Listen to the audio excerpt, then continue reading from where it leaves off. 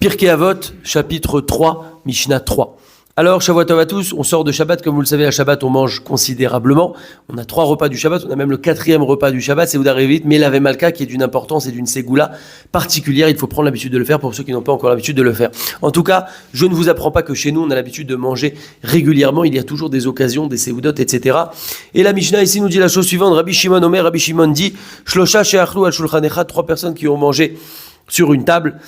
Vélo Amrou Alav d'Ivrei Torah, qui n'ont pas dit sur cette table-là de paroles de Torah. Kilou Achlou Mizivre Metim, c'est comme s'ils ont mangé des sacrifices de mort, sous-entendu de la Vodazara. On nous parle ici d'idolâtrie. Chez Neymar, qui colle Shulchanot, Malou Kivetsoa, car toutes leurs tables sont remplies de Kitsoa, etc. Cela fait référence à l'idolâtrie Blimakom, sans Dieu, sans Akadosh Baruch Hu. Mipene chez Ochlim, nous dit le Kéati, car il mange Veshotim mais il boit. Ven Maskirim Shemo chez la Makom Baruch Hu, il ne mentionne pas le nom d'Akadosh Baruch Hu, et donc ceci est un problème. Aval, par contre, Shlosha she'achlu, 3 personnes qui ont mangé à Shulchan Echad sur une table, Ve'amrou alav divrei Torah, et qui ont dit sur cette table-là des paroles de Torah, Keilu achlu mishulchano shel hamakom, c'est comme s'ils ont mangé de la table d'Akadosh Baruch Hu lui-même directement. Shema'ale alehem keilu ashulchan u'mizbeach, c'est comme si le shulchan, leur table, c'était le misbeach, donc l'autel AUTEL, là où on faisait les korbanot, les sacrifices. Ve'ekrivo alav korbanot, c'est comme s'ils ont amené dessus des korbanot. Ve'aochlim, et ceux qui mangent sont comme des kohanim qui s'occupaient donc de cette avoda. Chez Neymar, Vaidaber Elai Zeh Shulchan Asher Lifnei Hashem. C'est un passouk dans lequel on nous parle des sacrifices et au lieu de dire Mizbeach, on nous dit Shulchan.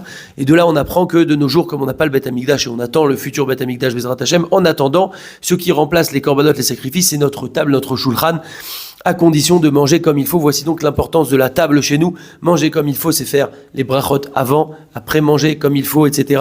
Se tenir bien à table. Et aussi, comme on le voit dans cette Mishnah-là, dire toujours un Dvar Torah, une parole de Torah. Alors, c'est pas forcément un exposé de 45 minutes, mais il peut s'agir d'une histoire, d'un renforcement, d'une halacha, d'une idée, etc. D'ailleurs, comme le dit souvent Rav Toutou, il n'y a pas besoin de dire « je vais vous dire un Dvar Torah », mais plutôt lancer l'idée « j'ai quelque chose à vous partager, j'ai entendu une chose intéressante, j'ai pensé à une idée intéressante, etc. » Et comme ça, on élève notre table, on s'élève soi-même, et on élève les gens qui sont avec nous dans notre table. Peut-être que ça sera leur seule étude de la journée, qui sait. En tout cas, voici l'importance de la table et du repas chez nous. Et d'ailleurs, ce n'est pas que le Shabbat dont on parle ici, mais c'est tous les repas, même dans la semaine. Donc on a cette occasion qui se présente régulièrement, 3 fois par jour, toute la semaine, tous les jours. Et même quand on est tout seul, Bezrat Hashem, toujours prendre l'habitude de faire une petite étude, même une seule halakha à table. Cela élèvera considérablement notre table et notre niveau et notre vie, Bezrat Hashem.